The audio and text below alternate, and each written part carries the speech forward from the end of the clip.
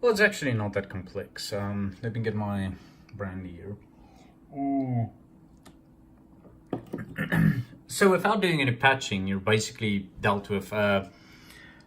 You're dealing with a two oscillator synthesizer, but it's monophonic because the one oscillator is just white noise. Well, the other oscillator, well, it's white noise depending on what you put into the external audio. If I plug in a guitar here, then this would be the sound of the guitar, right? Straightforward, it would just play the sound of the guitar. So if I have to put VCA on, it will just play it constantly. But here is a little piano, which comes in steps. Now, you can hook up a actual piano or some software to it, and then create some kind of piano loop that goes through all of these steps and higher and lower. It doesn't really matter, right? So you really don't play with this. That's why you need a keyboard, a MIDI keyboard. I have one lying around somewhere. I don't know where it is. It's actually fucking huge. I don't know how I missed something that big. But the main concept is that you're dealing with noise. You're dealing with sound, right? Which is created electronically using a voltage control oscillator, right? Which adjusts frequency and these type of things. But there's two VCOs in this thing that you can swap between. So it's a monophonic synthesizer. In other words, you can play a chord. If I set it back, you'll hear what it's set to at the moment. It's a pulse wave. A lot of people call it a square wave, but I like the term pulse wave because you can adjust the pulse width, right? So that's how that type of sound sounds like, right? So obviously it's just C, D, E, E, right? And it's a piano, it goes higher. It has all the octaves that you can possibly imagine. Well, being that the device is highest, but it can actually play higher depending on what signal you're feeding into the device. Lower, I mean, that's low C. And already, I mean, at low C, an analog synthesizer, you're hearing... Sorry, my battery is dying. In an analog synthesizer, you're hearing a good sound simply because it's created analogically. While in a VST, if you just do this with a pulse wave, most VSTs, not stuff like fucking Serum or whatever, is you will hear, this is software-based synthesizers. What you will hear is you hear aliasing around the waveforms, which means you can, it actually is little squares like that. If you take, for example, this recording that I did right here, it's a good example. Actually, my phone is right in the place for it. If you zoom in to an audio track deep enough, okay, well, it should zoom into a little bit more of a treble-ish part. No treble in this. There's some treble there. Fuck, you can't see it on the phone. It's still too bassy. Anyway, and it's high quality. So, but essentially, what you'll get is you'll get these. You get like little steps, which you can see. I can see it, but it's just like Windows Paint type of aliasing. Come on, is it really that low, this fucking soundtrack that I created? Well, in Cubase, you can actually adjust each individual sample like that. So that's what the blue dots represent anyways. So analog doesn't produce that when you go really low or whatever, right? But that's out of the question. You're still getting artifacts because you're dealing with electrical current and it's not as perfect as something like that can be. Let me just freaking find something else. This is a audio snippet of a little hi-hat, so that should have high frequencies, and then you can see those little steps a little bit more prominently Yeah, you see that? That's what you get. That's exactly what we're talking about. Now that's digital audio for you. So there's a lot of discussion about digital versus analog, although you can't fucking hear at this frequency, so I still think digital audio is superior in fidelity. But when you're going really low or really high with audio, you want something a little bit different than that. Anyway, so that's a square wave or a pulse wave. That's a sawtooth wave. Now it's a little bit soft at the moment, but if you play higher notes of it and compare it with the pulse wave, it sounds louder, even though depending on the device you're using, the one that's playing square wave might sound like it has a little bit more bass because it represents a sine at a very low frequency, more so. But this one has more harmonics, a lot more. If you look at it on a spectrograph, it fills up almost all the it fills up all the musical harmonics of a single sound, this sound. So subtractive synthesizer uses a little bit of an equalizer called a filter, and the filter has a cutoff. So if I play this sound and I cut it off, I'm cutting off the high end of it, right? So you can imagine a filter. You have all the harmonics spread out. Oh geez, what is this in my face? Okay, no. Anyway, shit, I have no way to actually example that for you right now except on an EQ. So let's go to an EQ, which would be something like this. But anyways, you can imagine this being a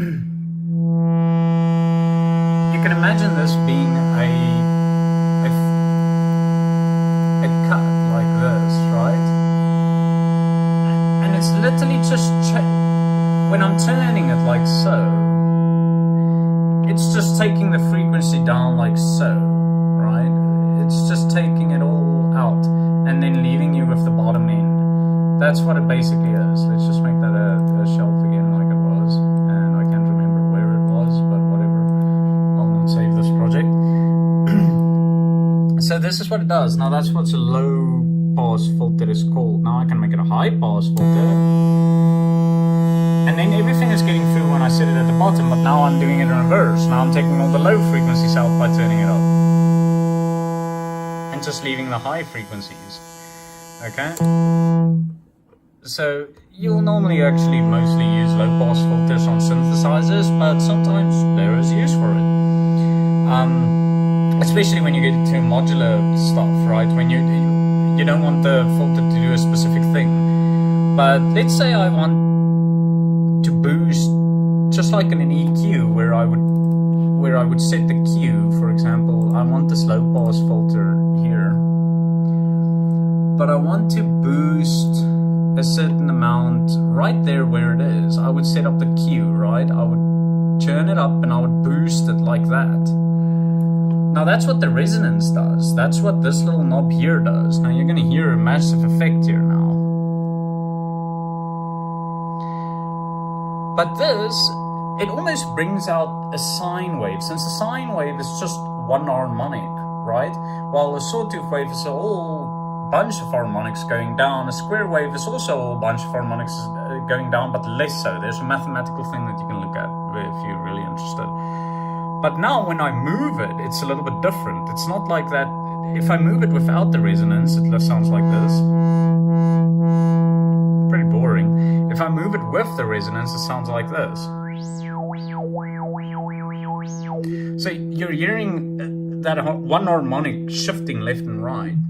Now, this is basic subtractive synthesis. Create a sound that is rich in harmonics and subtract harmonics out of it using the filter cutoff. That's basically what that whole thing stands for. Now, you can add the stuff on top of each other. With this thing, you can add two things on each other. In a case where you're not plugging in an external source, whether it's another Moog Mother 32, you can create, you can plug in your guitar. You can plug in your guitar distorted. It doesn't matter. You can plug in a VST. You can go from your audio out in your audio equipment, go straight out, go into the external audio source, and use, I don't know, friggin' Serum or some radical tool, and go into the, but the input is mono and the output of this device is mono. So just remember that. And you can have stereo emulators or stereo creators or something, depending on what you want, or you can have two Moogs and split the audio phase. But one thing that is very important, because it only has one oscillator in it, what makes it a monophonic synth is not because its output is mono, but because you can play a chord. See? It just hits the note that you hit. You need more oscillators for that in the circuitry to do something like that. Now you get synths that can do that, whatever. You can record lower keys and higher keys and just play it like that. But that's not where it ends. That's the interesting part. So you can simulate adding oscillator voices, especially with pulse waves like this, by doing a little trick where I would say this is another oscillator, which is called a low frequency oscillator, LFO, and I can turn that pitch up. As you can see, the light starts blinking at higher frequency, but as you can see, it's a low oscillator because a sound like that you'll never hear. But now I can say, okay, well, because it's pulses, I can adjust the pulse width, right? So I can play it.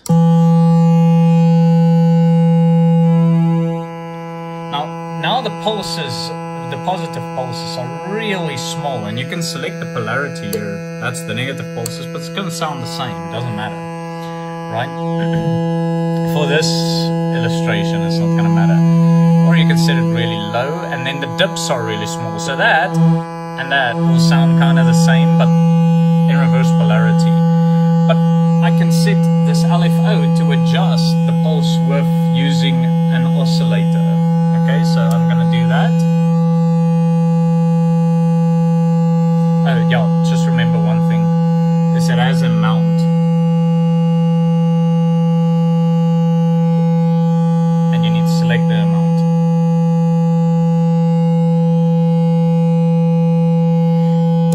And you need to select the amount, sorry. So now it's doing it according to that frequency. It's adjusting that pulse width.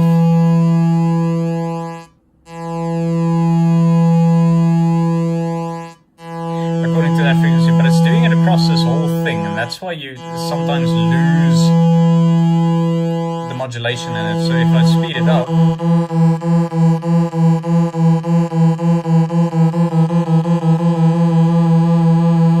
just make the amount a little bit less so that it doesn't clip it.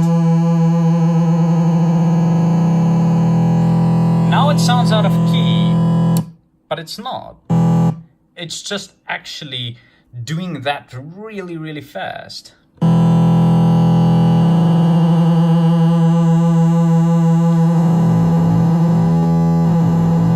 And this artifact that you're getting there is called cross modulation, which is pretty much used in a lot of synthesis.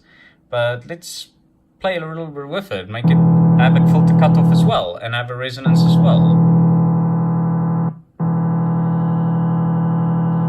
So now you're hearing a lot of interesting effects.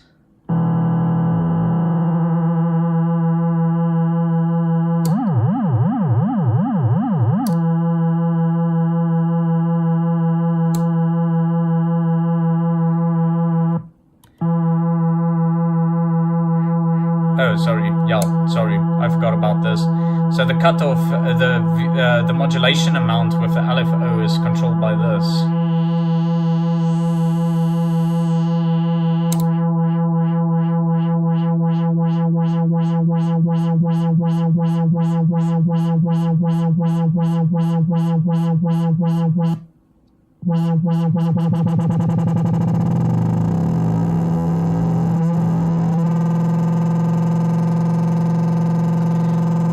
So obviously I'm cross-modulating like crazy there, but let's say I say sustain is off. So if I press the note, nothing happens because both the attack and decay is set to 0.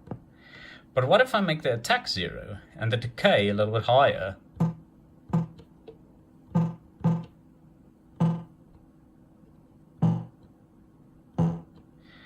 And that is the foundation where you start making percussion sounds, is using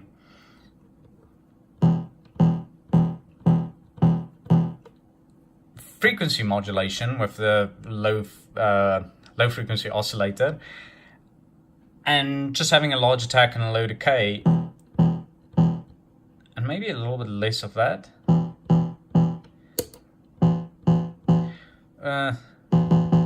Getting that mullet sound already. Maybe a little bit.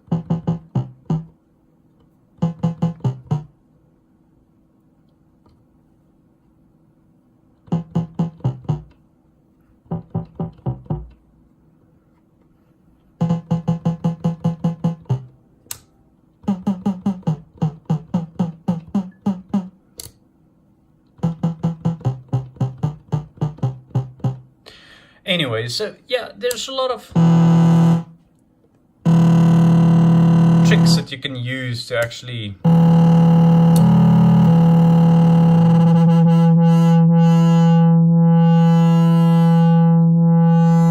create noise. And that's not even touching the patch panel yet. Now, obviously, any of these sounds, if you play it at a lower frequency for all your dubstep fans or bass fans or whatever, it is always going to produce a nice sound.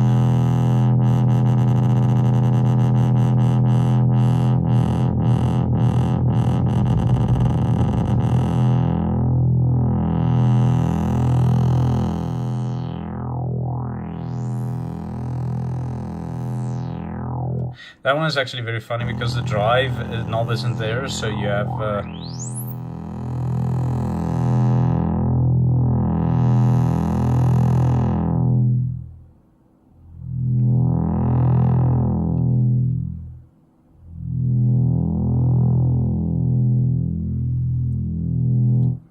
so yeah, there's some ridiculously interesting sounds that you can make with this device, trust me. And that's not, like I said, it's not even touching the patch panel where you can actually say, well, I want to hear this thing's audio, right? Which would be just sine wave. But the problem is it's not voltage controlled, so it's very rare that it's in key. But a lot of other things are in key. But as you can hear, what we did with FM is we made a single note sound like a little bit of a chord. And that's the idea. So you can do that.